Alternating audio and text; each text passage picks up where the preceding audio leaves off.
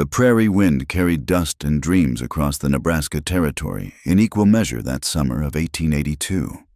It swept through the brittle grass, past weathered fence posts, and into the small town of Willow Creek, where wooden buildings stood like scattered teeth against the endless horizon. The sun blazed mercilessly overhead, baking the earth until it cracked like old leather, and the few souls who called this place home moved with the deliberate slowness of those who'd learned to conserve their strength against the harsh realities of frontier life. Caleb Mitchell wiped the sweat from his brow with a worn sleeve as he hammered another nail into the loose board on his porch. At 28, he'd already lived more hardship than most men twice his age. Orphaned at 12 when cholera took his parents during their westward journey. He'd learned to survive on little more than determination and an uncanny ability to coax life from the stubborn soil. His small homestead, 5 miles outside town, wasn't much to look at, a single-room cabin built from rough-hewn logs, a modest vegetable garden perpetually fighting against rabbits and drought, and a lean-to that served as both tool shed and smokehouse. But it was his, earned through years of back-breaking labor and careful saving. Every board, every planted seed, every preserved pelt represented a step toward the dream that had sustained him through countless lonely nights. The dream of a real home, with laughter filling the spaces where silence had reigned too long. Caleb set down his hammer and reached for the folded newspaper he'd picked up in town 3 days prior. The advertisement section had become soft from repeated handling, the ink slightly smudged where his thumb had traced the same lines over and over. Matrimonial news, the header read, followed by columns of notices from women seeking husbands in the frontier territories. He'd read through them all multiple times, but his eyes kept returning to his own submission, printed in small type near the bottom of the page. Honest man, 28, seeks companionship for life in Nebraska Territory, can offer small but sturdy home, fertile garden plot, and promise of faithful partnership. No fortune to speak of, but willing hands and true heart. Must be prepared for simple living and hard work. Address correspondence to C. Mitchell, Willow Creek. He'd written and rewritten those words a dozen times before sending them off, trying to strike a balance between honesty and hope. Other men promised riches, adventure, or established businesses. All Caleb could offer was truth, and perhaps that would be enough for someone, somewhere. Meanwhile, 1,500 miles to the east, in a mahogany-paneled room that smelled of dying roses and shattered dreams, Margaret Eleanor Whitfield sat before an escritoire that had once belonged to her grandmother. The morning light streaming through lace curtains illuminated the harsh reality of her circumstances, the nearly empty jewelry box, the stack of unpaid bills, the letter from the bank that she couldn't bring herself to read again. 6 months had passed since her father, Gregory Whitfield, had put a pistol to his temple rather than face the shame of bankruptcy. 6 months since she discovered that the fortune she'd taken for granted had been built on speculation and borrowed time. The textile empire, the summer house in Newport, the European tours, all of it had vanished like morning mist, leaving behind nothing but debts and the acid taste of society's sudden indifference. Margaret touched the advertisement she'd clipped from the newspaper, her fingers trembling slightly. 24 years old, educated in the finest schools, accomplished in French, piano, and watercolors, and utterly unprepared for a world that had no use for such refinements without money to back them. Her mother's relatives had made their position clear. They'd fulfilled their Christian duty by allowing her to stay these few months, but patience and charity had limits. Mail-order bride. The words tasted foreign on her tongue, like the cheap wine she'd been forced to accept at her cousin's table. But what choice remained? Governess positions were scarce and went to women with references, not scandal. The factory work that might sustain her would destroy what little dignity remained, and marriage to any respectable man in Boston was impossible now. The Whitfield name had become synonymous with disgrace. She spread out the various advertisements she'd collected, studying them with the same analytical eye her father had once used for business contracts. Miners seeking wives in California, ranchers in Texas, merchants in Oregon. Most promised wealth or adventure, painting pictures of lives that seemed like fairy tales. But fairy tales, Margaret had learned, were for children who hadn't yet discovered that castles could crumble overnight. Her eyes settled on the simple notice from Nebraska. No fortune to speak of, but willing hands and true heart. There was something refreshing about the honesty, the complete lack of pretense. This C. Mitchell wasn't trying to lure anyone with false promises. Perhaps someone who dealt in truth might be safer than those who traded in dreams. Before she could lose her nerve, Margaret dipped her pen in ink and began to write. Dear Mr. Mitchell, I write in response to your notice in the matrimonial news. I am a woman of 24 years, educated and in good health, seeking a new beginning in honest partnership. I must confess that I know little of frontier life, having been raised in Boston. But I am not afraid of hard work and am eager to learn what is necessary. I seek not luxury, but stability, not romance, but respect. If these terms are agreeable, I await your response. Sincerely, Miss M. E. Whitfield. She sealed the letter before she could second-guess herself, though she wondered if she should have been more honest about her circumstances. But what would she say? That she was choosing between marriage to a stranger and starvation, that she'd once worn gowns worth more than his entire homestead. No, better to let him think her simply adventurous rather than desperate. The train that would eventually carry Margaret west was already cutting through the mountains, belching black smoke into the crystal air. In her cousin's attic room, she practiced carrying water buckets to strengthen arms that had never lifted anything heavier than a teacup. She studied what few books she could find about frontier life, though they seemed more concerned with Indian attacks and gold strikes than the daily reality of cooking over a wood stove or mending clothes by candlelight. When Caleb's response arrived a month later, Margaret nearly wept at its simplicity. Miss Whitfield, your letter was most welcome. I will be plain with you as you have been with me. Life here is hard but honest. The house is small but sound. The work never ends, but neither does the satisfaction of it. If you seek a partner who will treat you fair and never raise hand in anger, who will work beside you and never ask more than he gives, then I believe we might suit. I enclose funds for passage. If your heart changes, use them to make whatever life you choose. If not, I will meet you at the station in Willow Creek on the 15th of next month. Yours in hope, Caleb Mitchell. Margaret held the bank draft with shaking hands. It represented more trust than she'd received from her own family in recent months. This stranger had sent what was likely his savings without guarantee, without even seeing her photograph. The gesture decided her more than any flowery promises could have. The journey west became a meditation on transformation. Through the window of the passenger car, Margaret watched civilization gradually surrender to wilderness.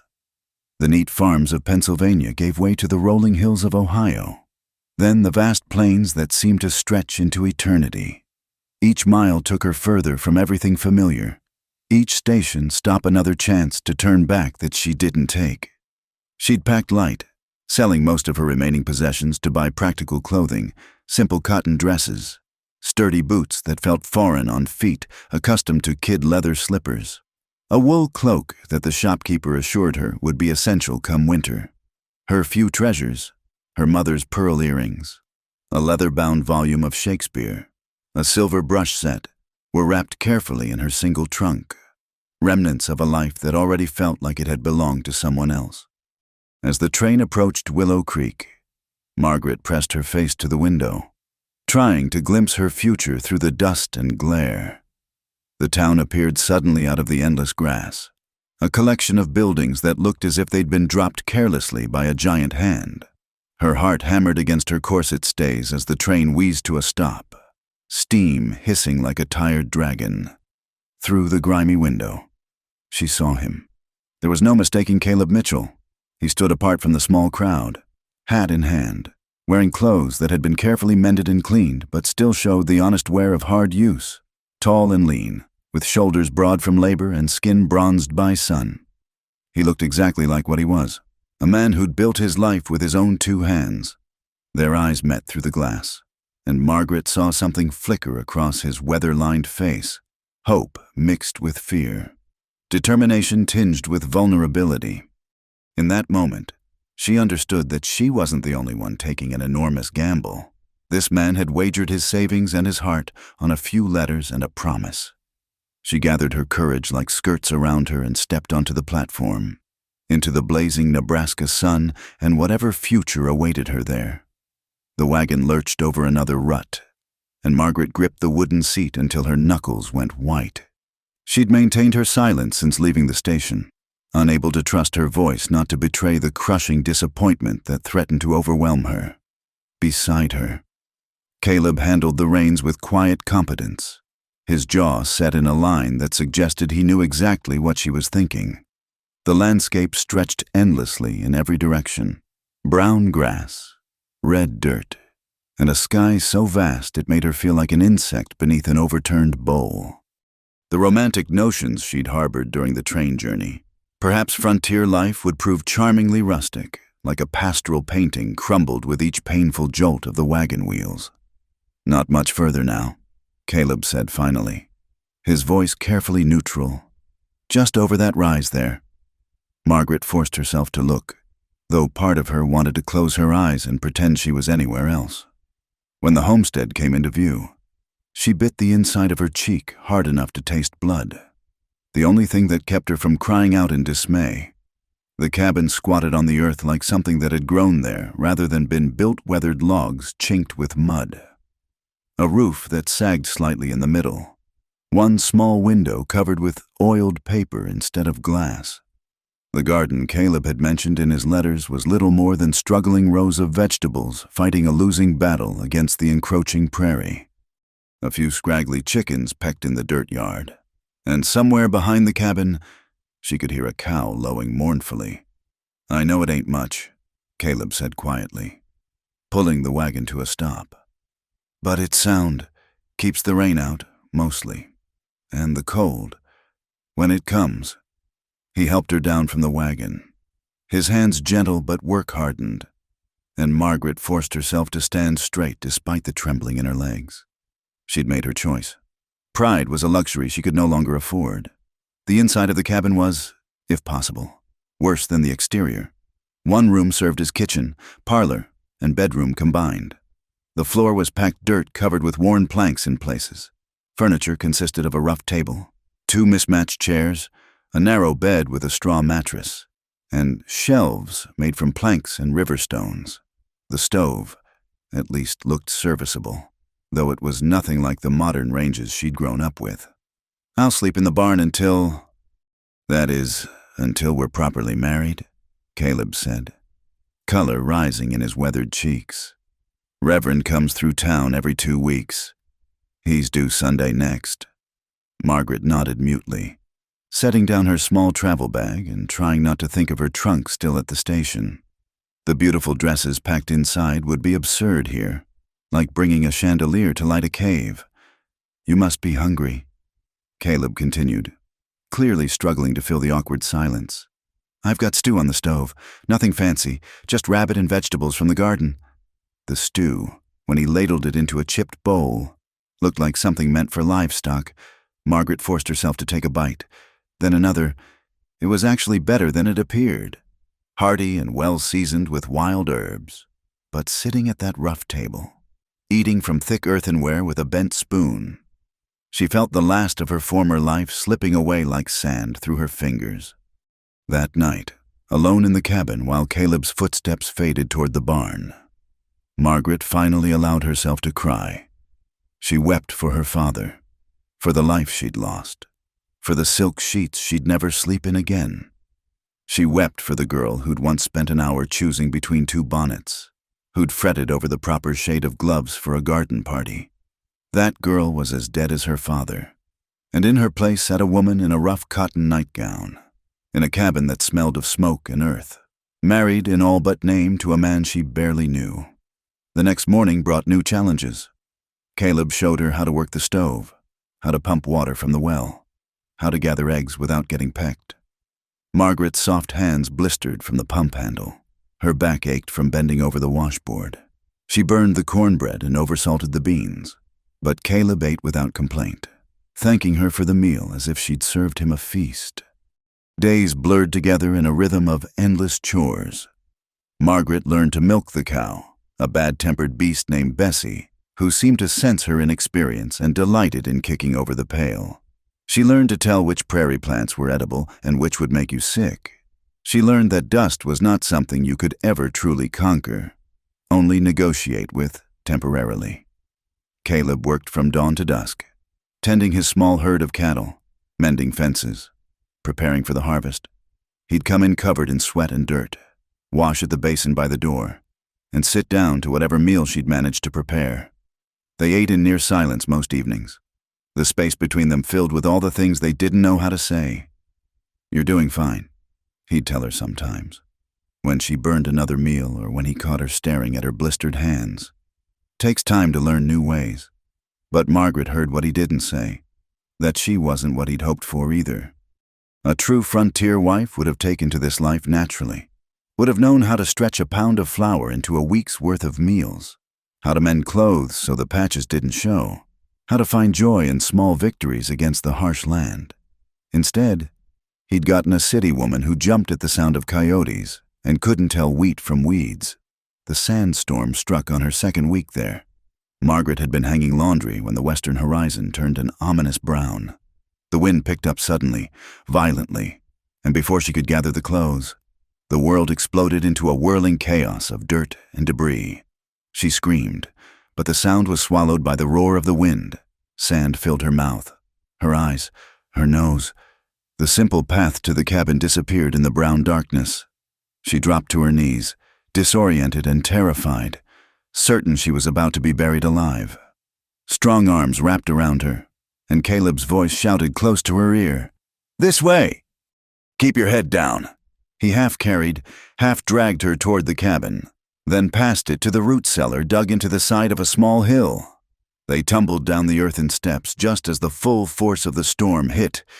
In the sudden darkness, Margaret could hear nothing but the wind's fury and her own ragged breathing. "It's all right," Caleb said, his arms still around her. "Just a dust storm. They pass quick enough."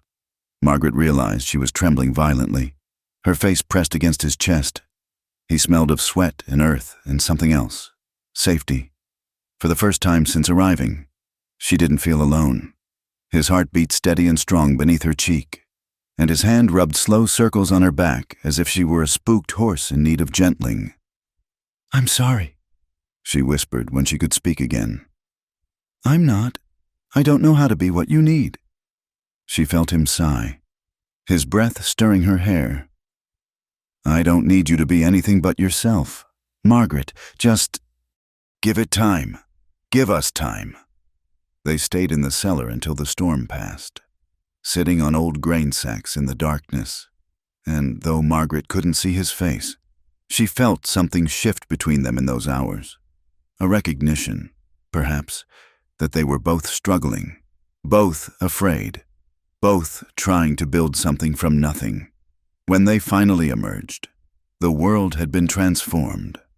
Dust covered everything in a fine brown layer. The laundry she'd been hanging was gone, blown to Kansas for all she knew, but the cabin still stood, and the sun was already breaking through the dissipating clouds, painting the prairie in shades of gold and amber. They worked together to clean up the damage, and that night, for the first time, their dinner conversation felt almost natural. Caleb told her about other storms he'd weathered, about the time a tornado had passed so close he could see chairs and chickens spinning in its funnel. Margaret found herself laughing at his descriptions, and his face lit up at the sound. That Sunday, they stood before Reverend Thompson in the tiny church in town and spoke the words that would bind them officially. Margaret wore her simplest dress, still too fine for the setting, and Caleb had shaved and put on his one good shirt. The ceremony was witnessed by a handful of townspeople who'd come to gawk at the mail-order bride. That night, Caleb moved his few possessions from the barn to the cabin. They lay side by side in the narrow bed, carefully not touching, both staring up at the ceiling as if it held the answers to questions they didn't know how to ask. "I know this isn't what you expected," Caleb said finally into the darkness. "But I promise you, Margaret, I'll do my best by you. I'll work hard and treat you kind, and maybe someday this place will feel like home to you." Margaret turned her head to look at his profile in the moonlight filtering through the oiled paper window. For the first time, she allowed herself to really see him, not as the disappointing end to her fall from grace, but as a man who'd risked everything on the hope of companionship, just as she had. "Maybe it will," she whispered, and was surprised to find she meant it. The weeks following their marriage brought a rhythm to their days that, while still hard, became almost comfortable in its predictability. Margaret rose before dawn to start the stove, her movements growing more confident with each passing morning. She no longer burned the coffee or oversalted the beans, and her biscuits, while not exactly light, were at least edible. She discovered small satisfactions she never could have imagined in her former life. The warm weight of eggs fresh from the nest, the smell of clean laundry dried in prairie wind, the sight of vegetables she'd tended finally pushing through the stubborn soil. Her hands, once soft as silk, grew calloused but capable. Her back, which had ached constantly those first weeks, strengthened until she could carry water buckets without wincing. "You're getting the hang of it," Caleb observed one evening, watching her deftly pluck and clean a prairie chicken he'd shot that morning. "That bird'll make fine eating." Margaret felt an unexpected flush of pride at his words. "Mrs. Olson in town showed me her way of seasoning with sage and wild onion. She said you used to be partial to it." Something flickered across Caleb's face. Surprise, perhaps, that she'd been asking about his preferences. That's real thoughtful of you, Margaret." They were learning each other in small ways. Margaret discovered that Caleb hummed while he worked, old hymns and folk songs she didn't recognize. He learned that she had a weakness for wild honey and would brave the bees to collect it for her. She noticed how he always checked the sky before bed, reading weather signs in clouds she couldn't decipher. He observed how she sometimes paused while working to watch the hawks circling overhead, a wistful expression on her face. The incident with the bull happened on a Tuesday that had started like any other. Caleb had ridden out early to check on the small herd he ran on the open range, leaving Margaret to tend the homestead. She was feeding the chickens when she heard Bessie lowing in distress from the pasture. Margaret grabbed a stick and hurried toward the sound, expecting to find the cow tangled in a wire or stuck in mud. Instead, she found her cornered by the Johnson's bull, which had broken through the fence again. The massive animal pawed the ground, head lowered, while Bessie pressed against the fence in terror. Without thinking, Margaret positioned herself between the animals, waving her stick and shouting, "Get back! Go on! Get!"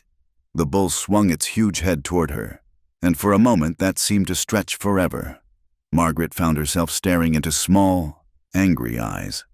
Then it charged. She threw herself sideways, but not fast enough. The bull's shoulder caught her hip, sending her spinning into the fence post.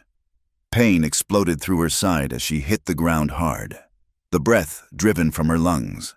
The bull wheeled for another charge, and Margaret knew with crystal clarity that she was about to die in this dusty pasture, thousands of miles from anything she'd once called home. The crack of a rifle split the air.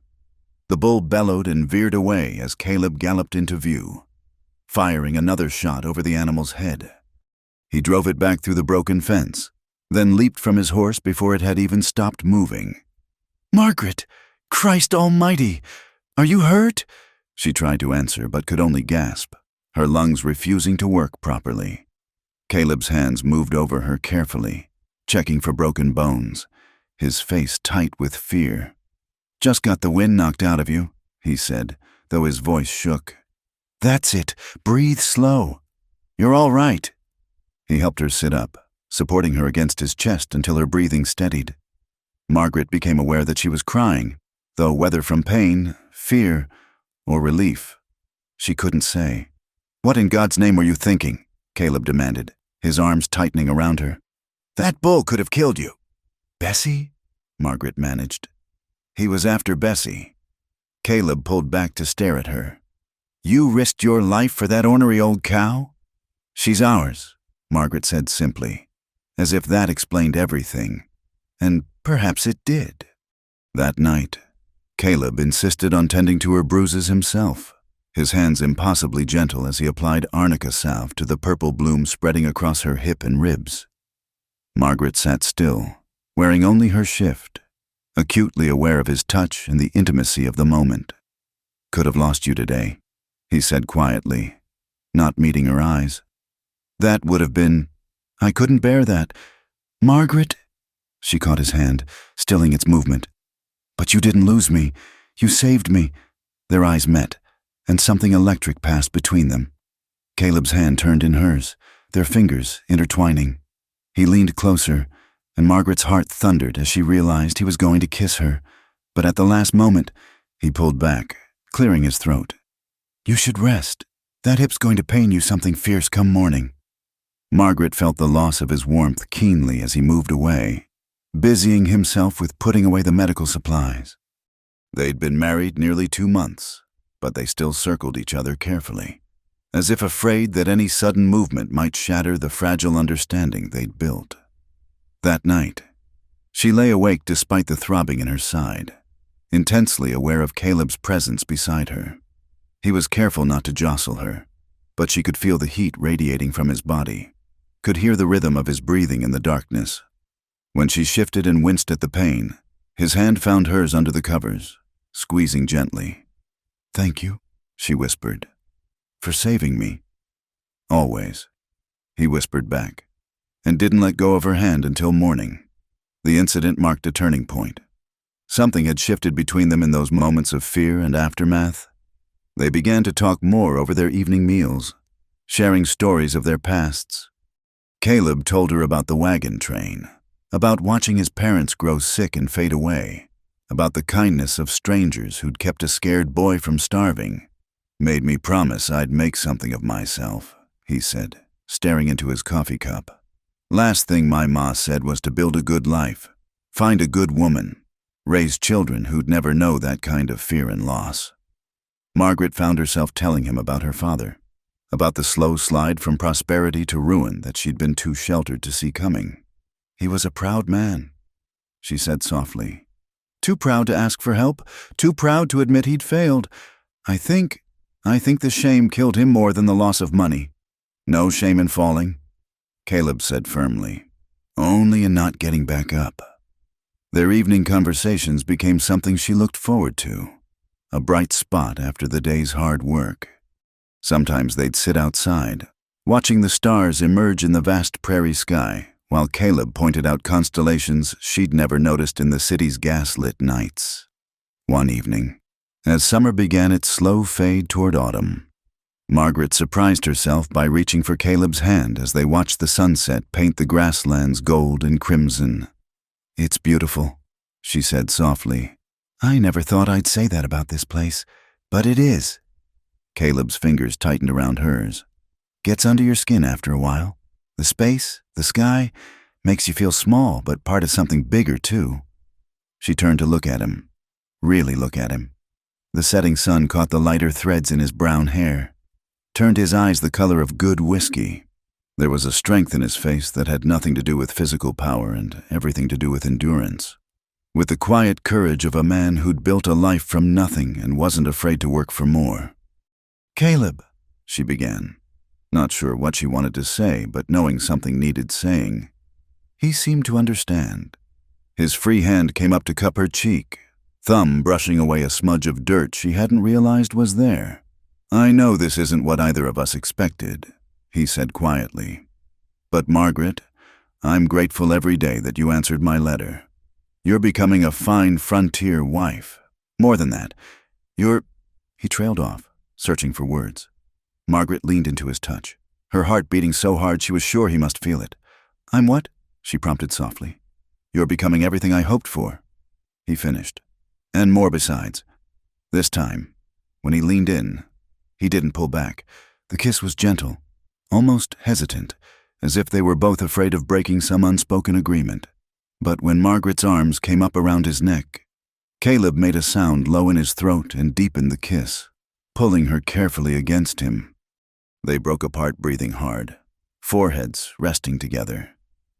"About time," Margaret murmured, and felt his laugh rumble through his chest. "Been wanting to do that since the day you stood up to that bull," he admitted. Maybe before. They kissed again as the stars began to emerge overhead, and for the first time since stepping off that train, Margaret felt like she was exactly where she belonged. The morning Charles Thornton arrived changed everything. Margaret was beating dust from the rag rug when she heard the approaching hoofbeats, not the familiar rhythm of Caleb's mare, but something altogether different. A glossy black stallion pranced into view, carrying a rider whose very posture spoke of wealth and privilege. "Good morning, ma'am," the man said, touching the brim of his obviously expensive hat. "Charles Thornton, at your service. I'm looking to purchase some cattle from your husband." "Might he be about?" Margaret straightened, acutely aware of her patched dress and work-reddened hands. "He's out checking the fence lines. Mr. Thornton should be back for the noon meal." Charles dismounted with practiced ease, and Margaret couldn't help but notice the cut of his clothes, the kind of quality she'd once taken for granted. His boots alone probably cost more than Caleb earned in 6 months. "Then perhaps you'd be kind enough to offer a weary traveler some water while I wait." His smile was perfectly polite, but his eyes traveled over her with an interest that made her uncomfortable. She fetched him water from the well, trying not to compare his manicured hands to Caleb's work-scarred ones as he took the dipper.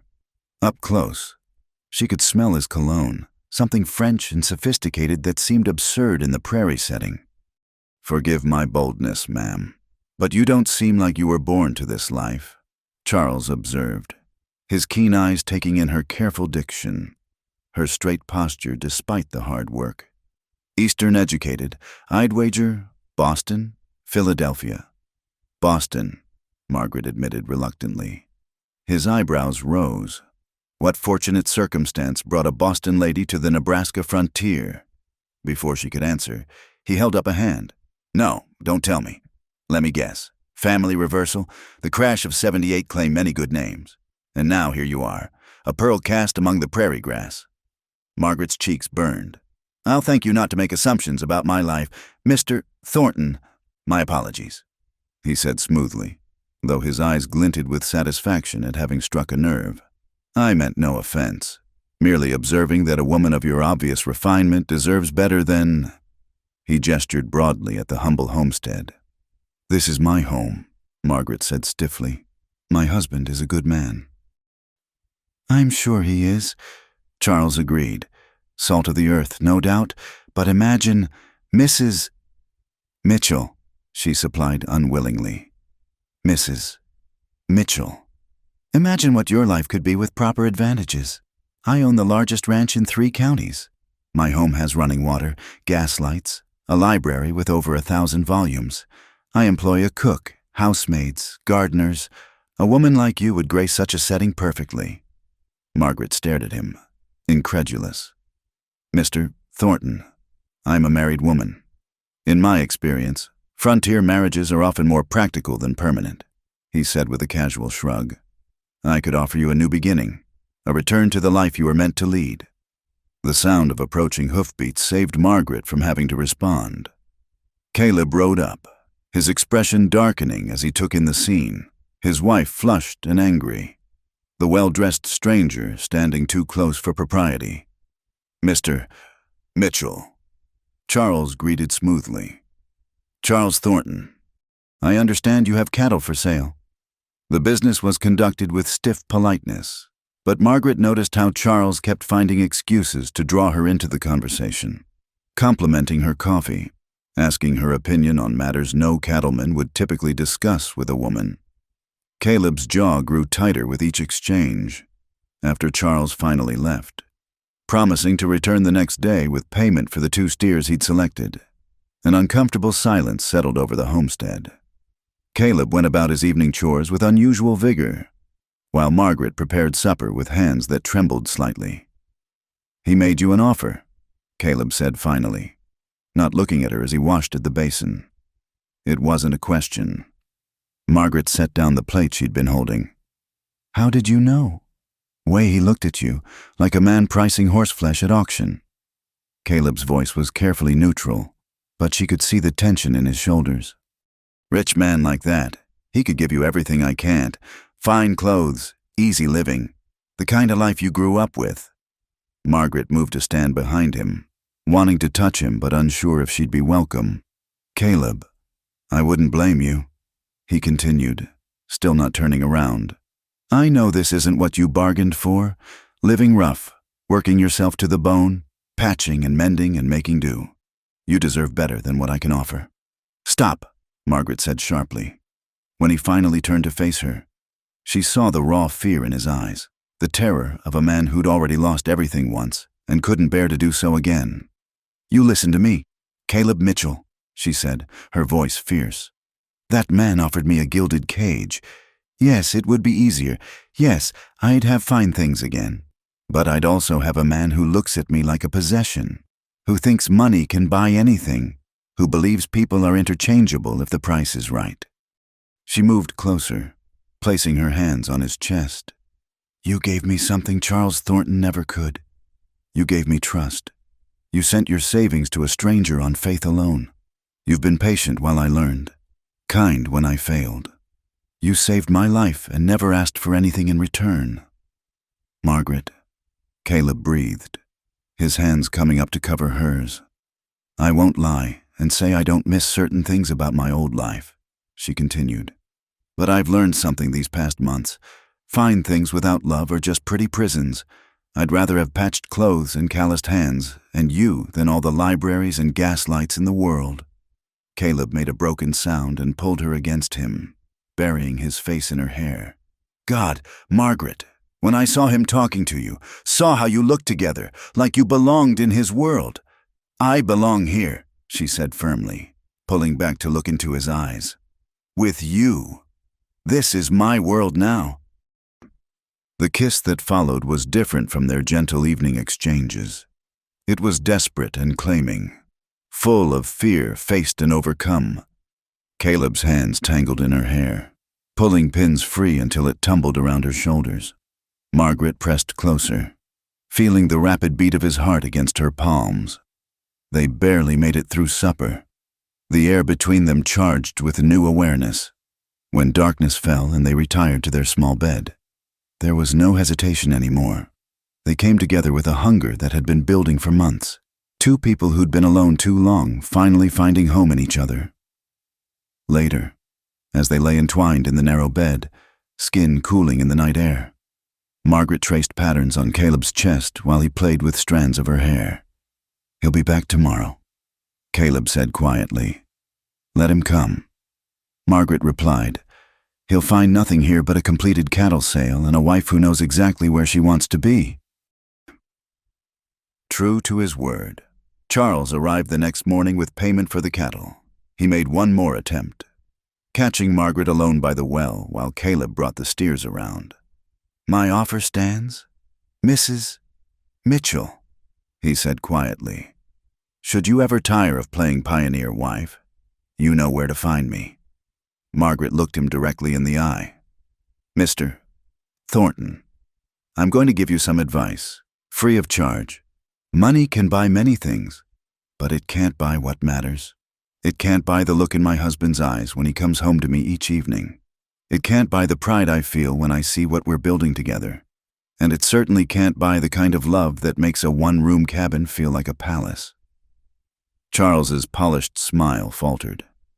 You're a fool, madam. Perhaps, Margaret agreed calmly. But I'm a happy fool, which is more than I suspect you can say.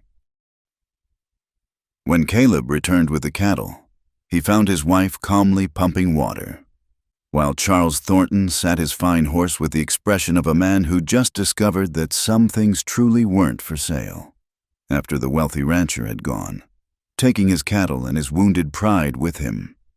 Caleb pulled Margaret into his arms. Did he try again? He asked. He did, she confirmed. I told him I already had everything I wanted. Caleb's arms tightened around her. And do you? Have everything you want. Margaret smiled up at him, thinking of all the fine things she'd left behind, all the comfort and ease she'd traded for work-hardened hands and simple pleasures.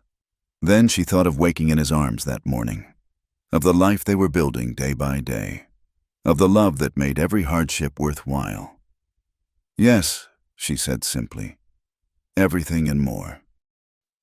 The change in their marriage was like spring water breaking through frozen ground, sudden, inevitable, and bringing life to everything it touched, where before they had moved around each other carefully. Now there was an ease, a natural rhythm of two people learning to move as one. Margaret woke each morning wrapped in Caleb's arms, his breath warm against her neck. She'd lie still in those precious moments before dawn, listening to his heartbeat, marveling at how safe she felt. Who would have thought that this rough cabin, with its drafts and creaking boards, would become the place where she felt most protected? Their days took on new texture, a brush of hands as they passed in doorways, a kiss stolen while milking the cow, the way Caleb's eyes would find hers across the supper table, dark with promises for when night fell. Margaret discovered a hunger in herself she'd never suspected, not just for his touch, though Lord knew she craved that with an intensity that sometimes shocked her, but for all of it, the intimacy of shared silence, the sound of his laughter, the weight of his body beside hers in their narrow bed. "You're smiling," Caleb observed one evening as she darned his socks by lamplight. "Penny for your thoughts." Margaret felt heat rise in her cheeks.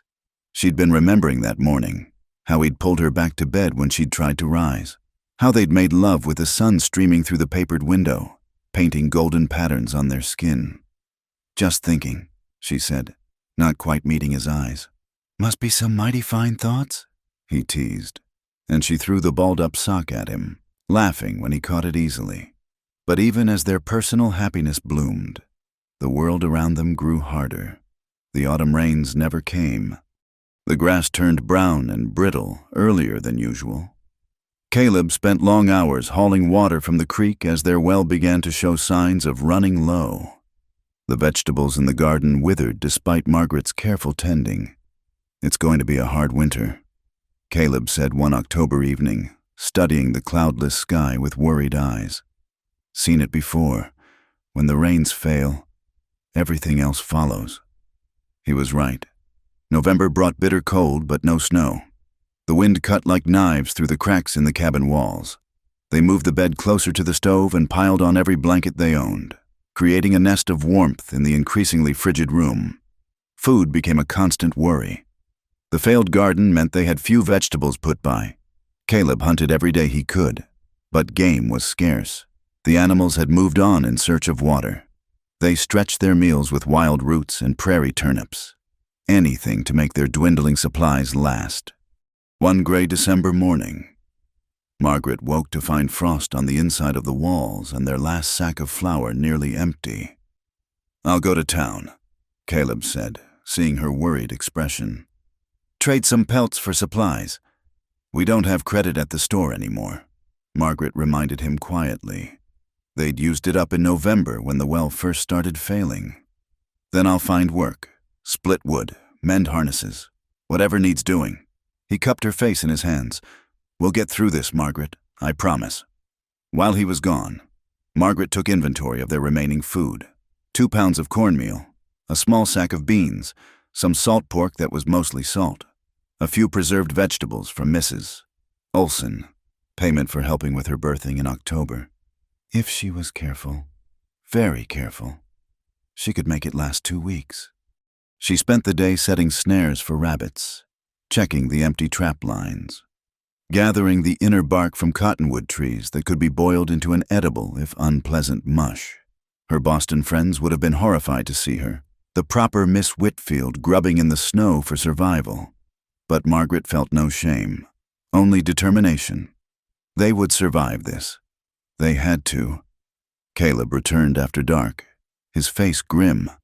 The stores in town were extending no more credit, and work was scarce with everyone struggling. He'd managed to trade pelts for a little cornmeal and some coffee, but it wasn't nearly enough. "Maybe you should go," he said that night as they lay close together for warmth. Find a position in town, somewhere safe until spring. Mrs.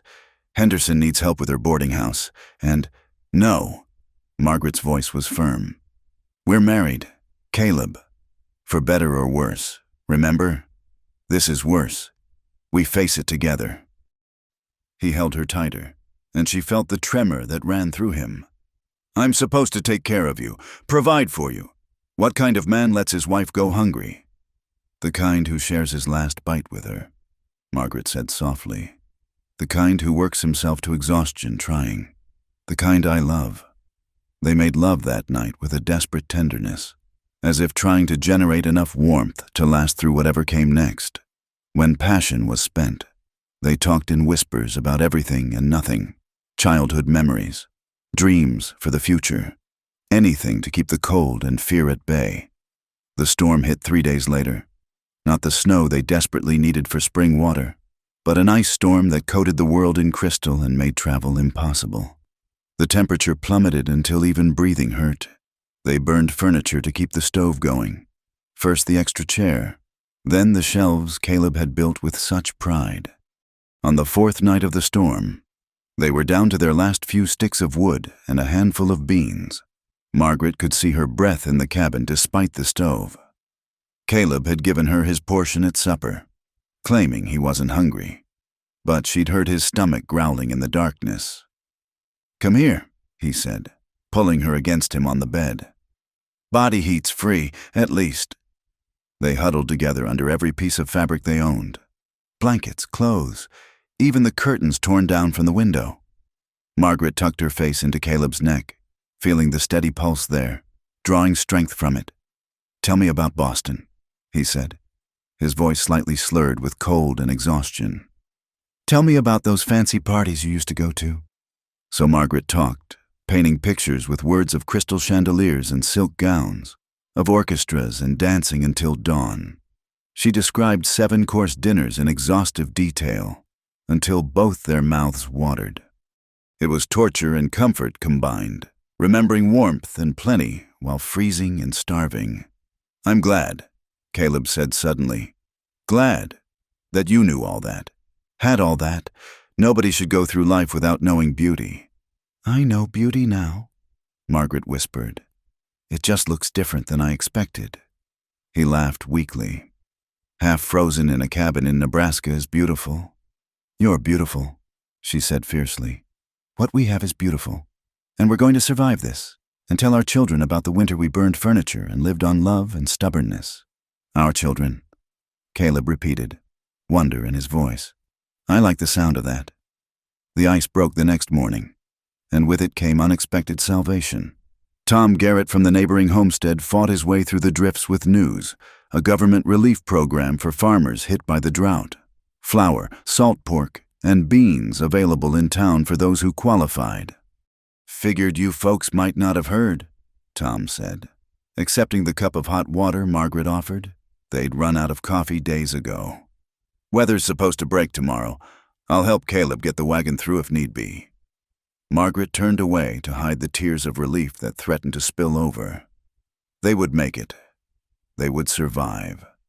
That night, with the promise of food soon to come, they allowed themselves to hope again. Caleb pulled out his fiddle. He'd refused to burn it no matter how desperate things got, and played while Margaret sang, their voices twining together in the cold air. When this is over, Caleb said, setting the fiddle aside and pulling her close, I'm going to work twice as hard, save money, maybe buy another section of land, run more cattle, build you a proper house with real glass windows and a wooden floor. I don't need a bigger house, Margaret said, pressing a kiss to his jaw. I just need you. You have me, he promised. Always, through drought and plenty, feast and famine. You have all of me, Margaret Mitchell. She believed him, and when the supply wagon finally made it through the next week, when they sat down to a meal of biscuits and beans that tasted like a feast, when the February thaw finally brought the promise of spring, through all of it, Margaret held on to the truth they'd discovered in their darkest hour. Love could sustain where food couldn't. Together, they could weather anything, The frontier had tested them with its worst, and they had emerged stronger for it. Thinner, perhaps, worn down to the bone, but unbroken, and more in love than ever. Spring arrived like a tentative blessing, melting the last of the winter's cruelty and bringing with it the promise of renewal. But with the thaw came new troubles. Word spread through the territory like wildfire. The railroad was coming through, and with it, men who claimed the law was on their side to take whatever land they deemed necessary for progress. Margaret first noticed the riders while hanging laundry on a breezy March morning. 3 men on horseback, moving slowly along their property line, one of them making notes in a leather-bound book. Something about their deliberate survey of the land made her uneasy. "Caleb," she called, keeping her voice steady despite the chill that had nothing to do with the weather. "We have visitors." He emerged from the barn, pitchfork in hand, and she saw his face darken as he took in the scene. Without a word, he set the tool aside and walked toward the riders, Margaret following despite his gesture for her to stay back. "Morning, gentlemen," Caleb said, his tone carefully neutral. "Something I can help you with?" The man with the notebook, thin, sharp-featured, wearing clothes too fine for honest ranch work, smiled in a way that didn't reach his eyes. "Mr. Mitchell, I presume? I'm Jacob Forrester, representing the Western Pacific Railroad Company. These are my associates, Mr. Briggs and Mr. Cole." The 2 other men nodded, their hands resting casually near their holstered guns. Margaret noticed Caleb's jaw tighten. "We're surveying for the new rail line." Forrester continued smoothly.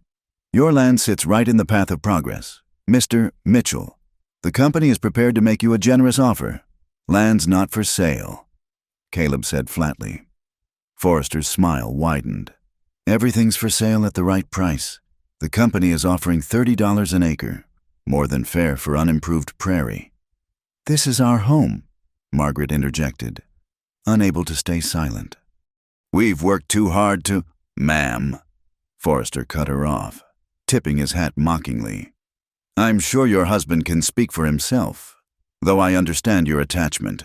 It must be difficult, adjusting to such reduced circumstances after your previous life." Margaret felt Caleb stiffen beside her. "How do you—" "The company makes it their business to know everything about the landowners in their path," Forrester said. "Margaret Eleanor Whitfield of Boston. Your father left quite a few debts when he departed. Debts that certain interested parties might be willing to forget, given the right incentive. Are you threatening my wife?" Caleb's voice had gone dangerously quiet, merely presenting facts. Forrester replied, "Think about our offer. Mr. Mitchell, the railroad is coming through one way or another.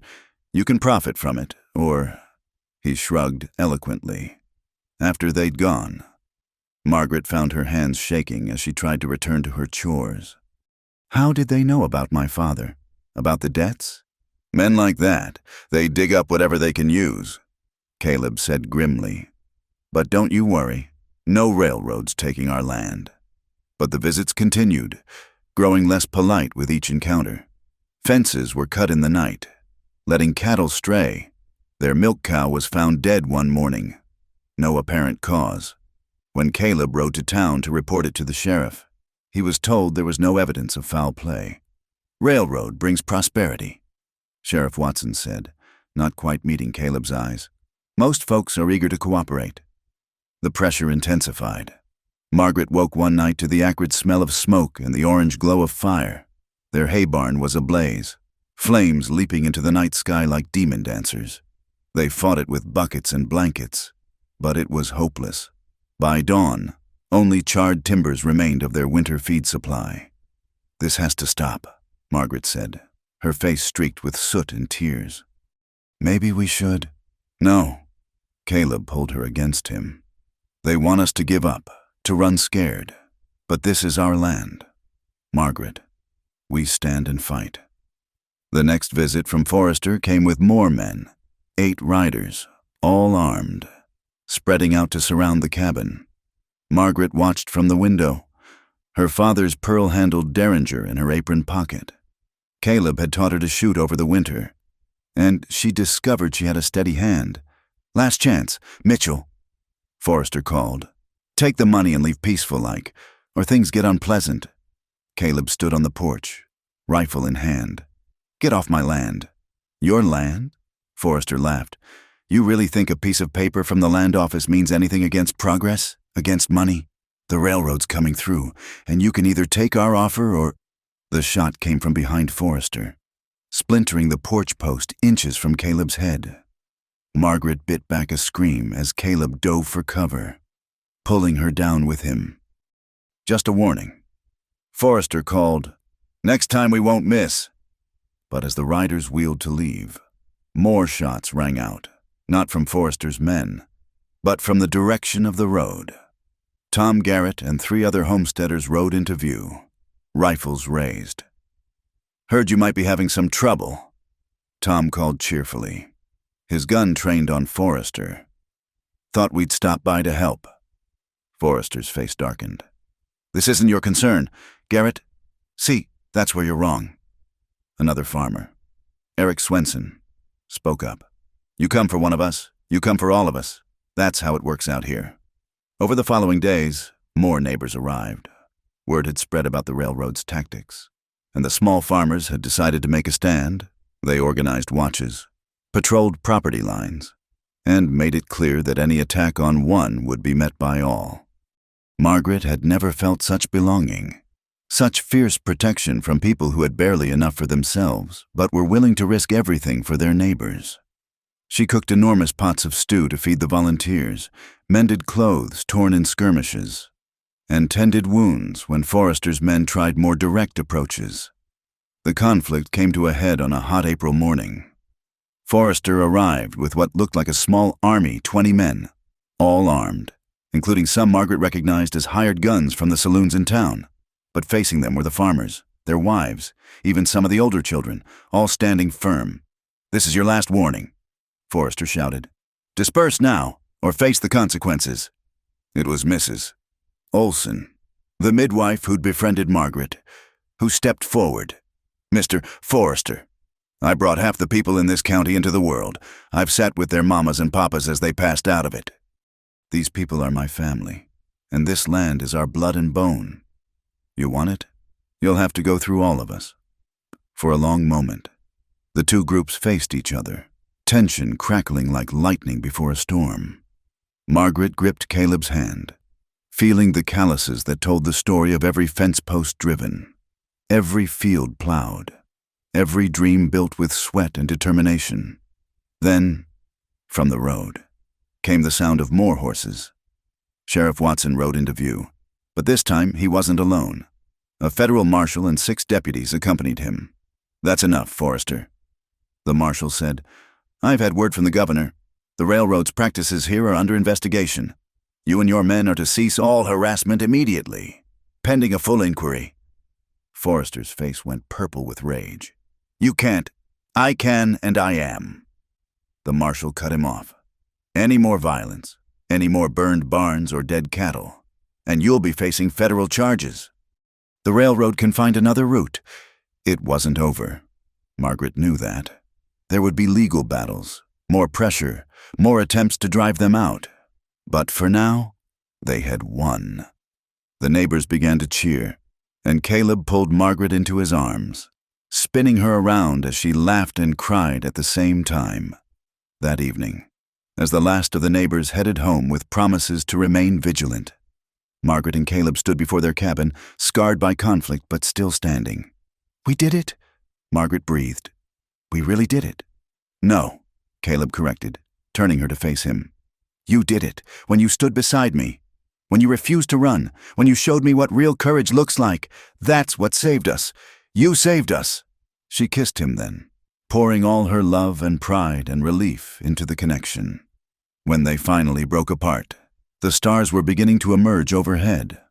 "What Forrester said about your father's debts," Caleb began. "Doesn't matter," Margaret said firmly.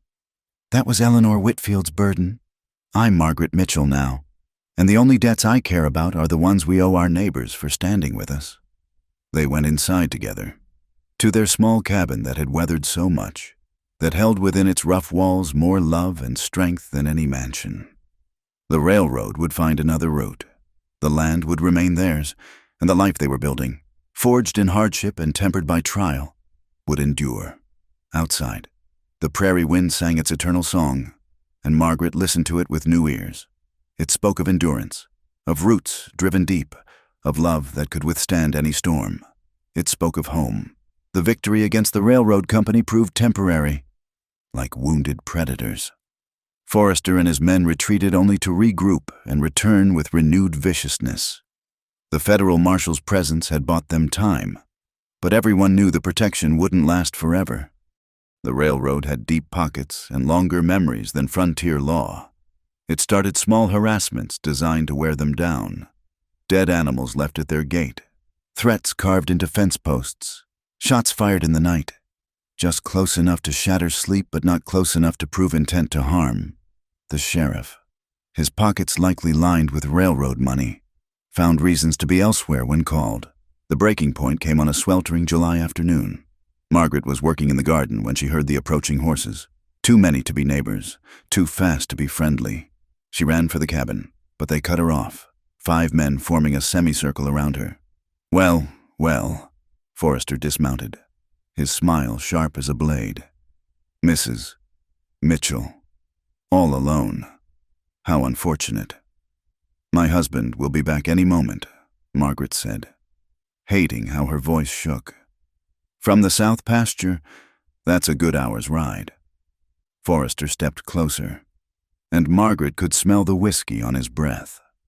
Plenty of time for us to renegotiate. One of his men, a scarred brute named Dixon, laughed. Pretty thing like her might make a man reconsider his offer. Boss? Margaret's hand inched toward her apron pocket where the derringer rested. But Forrester saw the movement and grabbed her wrist, twisting until she gasped in pain. Now, none of that, he said. We're going to have a civilized conversation about your husband's stubbornness, and you're going to help convince him to see reason. The sound of approaching hoofbeats made them all turn, but it wasn't Caleb. It was Tom Garrett's boy, young Billy, probably coming to return a tool he'd borrowed. The 14-year-old took in the scene and wheeled his horse around, spurring toward home. Get him! Forrester barked, and 2 riders took off in pursuit. Margaret used the distraction to wrench free, but Dixon caught her around the waist, lifting her off her feet. She fought wildly, scratching at his face, and heard him curse as her nails found their mark. Hellcat needs taming, he growled, and Margaret saw his fist draw back. The shot seemed to come from nowhere, sending Dixon's hat flying. He dropped Margaret, who scrambled away as more shots rang out. Caleb burst into view on horseback, rifle spitting fire, and behind him came Tom Garrett and 3 other neighbors. The railroad men scattered, firing back as they retreated. Margaret pressed herself against the cabin wall, watching Caleb advance like an avenging angel, his face terrible in its fury. Forrester tried to mount his spooked horse, but Caleb was on him, dragging him down into the dust. What followed wasn't a fight. It was a reckoning. Caleb's fists rose and fell with mechanical precision until Tom pulled him off the bloodied railroad agent. Enough! Caleb! He's done! Caleb stood over Forrester, chest heaving. You come near my wife again, you so much as look at her, and I'll kill you. That's not a threat. It's a promise before God and these witnesses. Forrester spat blood, his eyes venomous. You're dead, Mitchell. All of you. The railroad can go to hell, Eric Swenson interrupted. And so can you. Get off this land before we forget we're Christian men. After the railroad men had limped away, Caleb caught Margaret in his arms, holding her so tight she could barely breathe. Did they hurt you? Did they? I'm all right, she assured him, though she was shaking. Billy Garrett saved me. If he hadn't come when he did, we're ending this, Caleb said grimly. One way or another. The community meeting that night was charged with desperate energy. The attack on Margaret had crossed a line, if they could go after women. No one was safe. Some argued for appealing to higher authorities, others for hiring their own guns.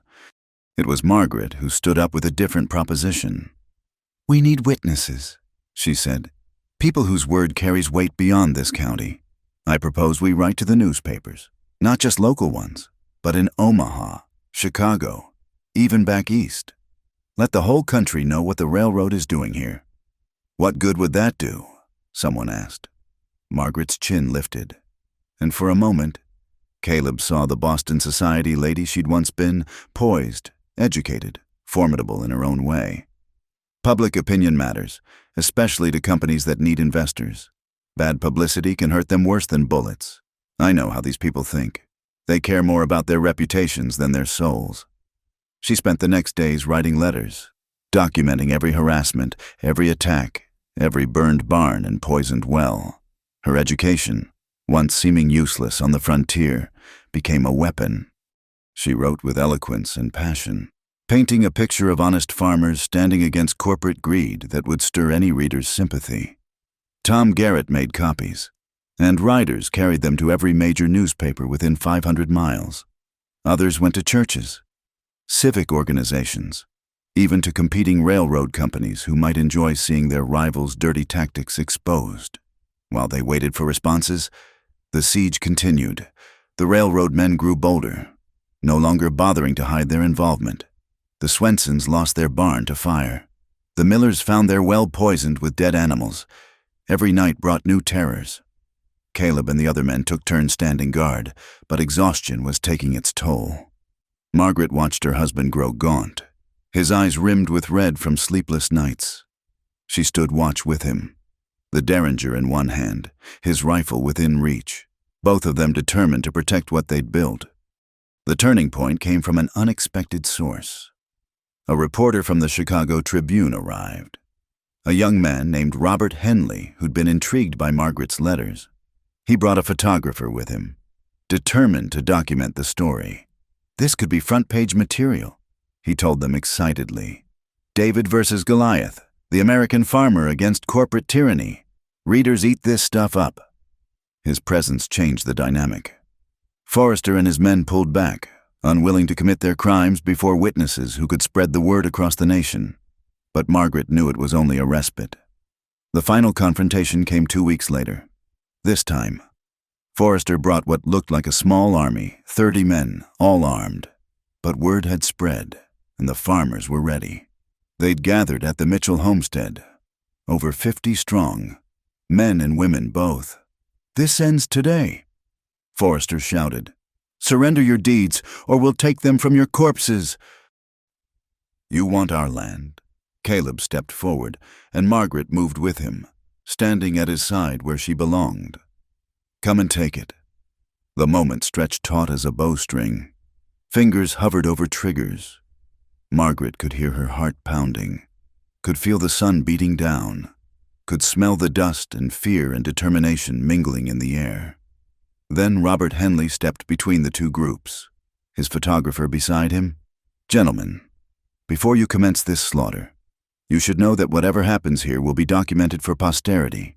Every shot fired, every life lost, will be front-page news from coast to coast. Mr. Forrester, are you prepared to be remembered as the man who massacred innocent farmers? And farmers, are you ready to die for your principles? Because make no mistake, that's what's about to happen." The silence that followed was deafening. Then, from the road, came the sound of many horses. The federal marshal had returned, this time with a full company of cavalry. "Jacob Forrester," the marshal called out, "I have here a federal injunction ordering the Western Pacific Railroad to cease all operations in this county pending a full investigation. I also have warrants for your arrest and the arrest of your associates on charges of assault, arson, and conspiracy to commit murder." The fight went out of Forrester like air from a punctured balloon. As soldiers moved in to make arrests, he shot one last look of pure hatred at Margaret and Caleb. "This isn't over," he snarled. "Yes," Margaret said quietly. "It is." The crowd erupted in cheers as the railroad men were led away in chains. Neighbors embraced. Women wept, and men who'd been prepared to die for their land found themselves unexpectedly alive and victorious. That night, as the community celebrated with an impromptu feast in their yard, Margaret stood with Caleb watching their neighbors dance by firelight. Robert Henley was interviewing everyone, gathering stories for what he promised would be a series of articles about the courage of American farmers. "We did it," Caleb murmured, his arm around her waist. "We really did it." "Together," Margaret corrected. "All of us together." She looked around at the faces illuminated by firelight, weathered, worn, but triumphant. These people had risked everything to stand with them. The debt of gratitude she owed them could never be repaid, only passed forward. "You know what this means?" Caleb asked. Margaret nodded. The land was safe. Their home was secure. The future they'd fought for was finally within reach, as if reading her thoughts. Caleb's hand moved to rest gently on her still flat stomach, where their first child grew, a secret she'd been saving for a quieter moment, but one that now seemed perfect for this night of victory. "Our children will grow up free on this land," she whispered.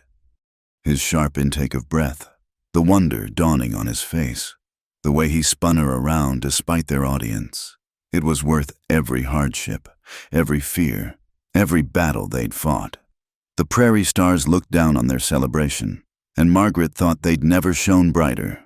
They had won more than land. They had won the right to their dreams. 1 year had passed since the railroad's defeat, and the prairie had never looked more golden. Margaret stood in the doorway of their new cabin, built with the help of neighbors and featuring real glass windows that caught the morning light, watching Caleb work with the horses in the corral. In her arms, baby Sarah cooed contentedly, her eyes the same warm brown as her father's. The child had come into the world during a February blizzard, with Mrs. Olson serving as midwife and half the county's women crowded into their home, ready to help. Caleb had paced outside like a caged wolf until Sarah's first cry pierced the night, then burst in despite all protocol to gather his wife and daughter into his arms. "She's perfect," he'd whispered, tears streaming unashamedly down his weathered cheeks. "Just like her mother." Now, watching him gentle a young colt with the same patient hands that held their daughter so tenderly, Margaret felt her heart swell with a contentment she'd never imagined possible. The girl who'd once needed 3 servants to dress for a ball now found complete joy in simple mornings like this. "Letter came," Tom Garrett called out. "Riding up with the mail from town?" He dismounted to admire Sarah, who gurgled at him happily. "She gets prettier every day. Margaret, going to be a heartbreaker like her mama." Margaret blushed, adjusting the simple calico dress she wore, patched at the elbows but clean and neat. She barely remembered the girl who'd owned silk gowns and kid gloves. That life felt like a story someone else had told her long ago.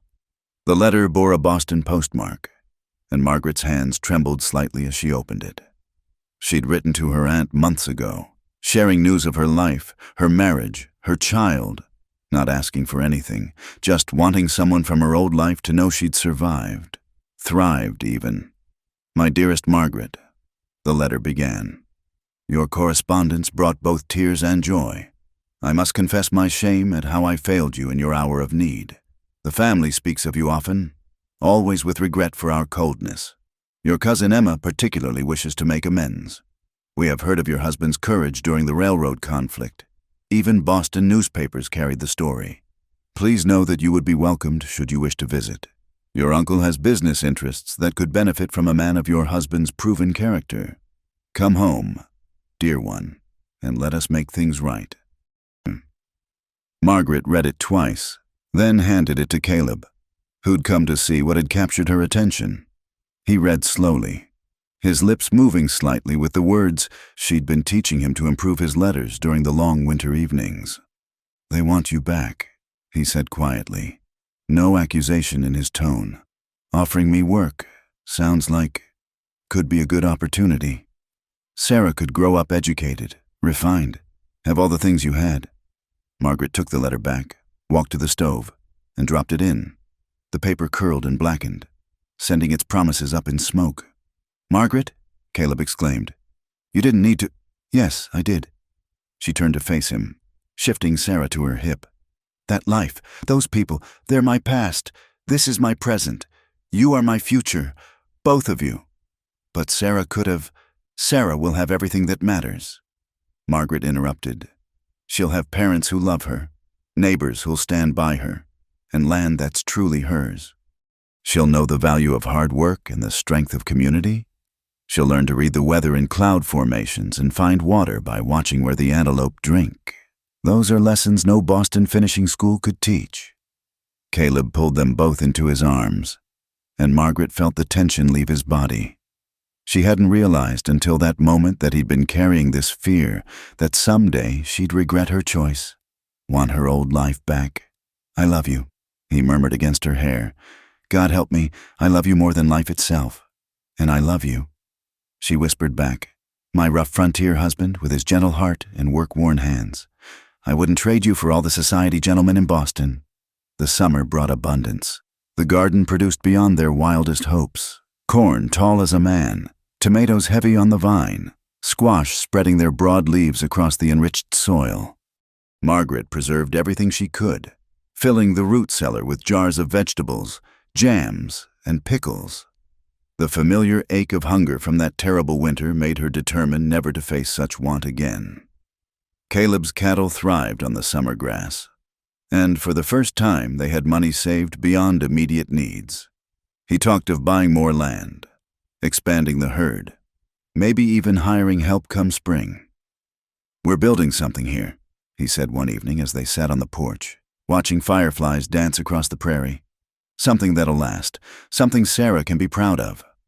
The railroad had found another route, 20 miles south. The town of Willow Creek was growing, new families arriving, a school being built, even talk of a church with a permanent minister. Progress was coming, but at a pace the community could manage, not forced upon them by outside powers. Robert Henley visited again in August, this time to write a follow-up story. He found the community thriving, the farmers prosperous, and at the center of it all, the couple whose stand had inspired others. "You've become something of a legend back east," he told them over dinner. "The mail-order bride who helped defeat the railroad. They're writing dime novels about it, though I doubt any capture the real story." "The real story isn't about defeating anyone," Margaret said, bouncing Sarah on her knee. "It's about building something worth defending, about people standing together, about finding home in unexpected places." As autumn painted the prairie in shades of gold and rust, Margaret received another letter, this one making her laugh out loud. Charles Thornton, the wealthy rancher who'd once tried to lure her away, had written to congratulate them on their victory against the railroad and to inform them he'd married a widow from Denver. "Seems you were right about happiness not being for sale." He'd written, "I wish you and your husband well." "That's big of him," Caleb said dryly, reading over her shoulder. "He wasn't a bad man." Margaret reflected. "Just one who thought money could solve everything. I might have believed the same once." The harvest came in strong, neighbors helping neighbors as always. Margaret worked alongside the other women, feeding the threshing crews, and felt the deep satisfaction of belonging. These people had become her family in ways blood relatives had never been. As winter approached, they were ready. The root cellar was full, wood stacked high, the new cabin snug against whatever weather might come. On Sarah's first birthday, the entire community gathered to celebrate, bringing gifts of quilts and carved toys, preserves and promises of help whenever needed. "Speech!" someone called out, and Caleb stood reluctantly, never comfortable with public speaking. "I'm not much for words," he began, then looked at Margaret and Sarah. "But I know this. A man can face anything with the right partner beside him, can build anything with good neighbors around him, can hope for anything with a child in his arms. We've all learned that this year. We're not just neighbors anymore. We're family, and family stands together." The cheer that went up could probably be heard in the next county, later, as the party wound down and snow began to fall, gentle this time, promising moisture for spring rather than threatening survival. Margaret stood at her window watching the departing wagons. Sarah slept peacefully in her cradle, and Caleb came to stand behind her, arms wrapping around her waist. "Any regrets?" he asked softly. "About the life you might have had?" Margaret turned in his arms, reaching up to trace the lines on his face, lines earned through hard work and laughter, worry and joy. How could I regret the path that led me to you? To this? She gestured at their home, their child, the community visible through windows now frosted with snow. I was born to a life of privilege, Caleb, but I had to come here to learn what wealth really means. It means Sarah's laughter. It means your arms around me. It means knowing our neighbors would face down armies for us, as we would for them. My eloquent wife, he murmured, kissing her softly. You always did have a way with words. And you always had a way of seeing the truth simple and clear. She replied, You promised me honest partnership in that first letter. You've given me that and so much more. They stood together watching the snow fall, transforming the harsh prairie into something soft and magical. Tomorrow would bring chores and challenges, the endless work of frontier life. But tonight, in their warm cabin with their child sleeping peacefully and their love a steady flame against all darkness, they had everything. I love you, Caleb whispered, the words he'd once been too careful to say now flowing freely. My Boston lady turned prairie wife, my Margaret. And I love you, she whispered back. My frontier husband with more riches in his heart than any railroad baron could claim.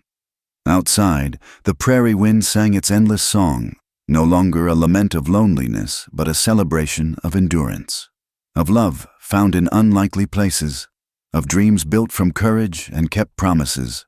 It sang of home, in the warmth of their cabin, surrounded by love and lifted by hope. Margaret and Caleb faced their future together, not as a mail-order bride and a lonely homesteader, but as partners who'd found in each other the greatest treasure the frontier could offer, a love strong enough to weather any storm, deep enough to build a life upon, and true enough to last forever. Thank you for joining us on this journey across the wild frontier of the heart. Where are you listening to this tale of love and courage? Drop a comment below and let us know. We'd love to connect with fellow lovers of Western romance from around the world.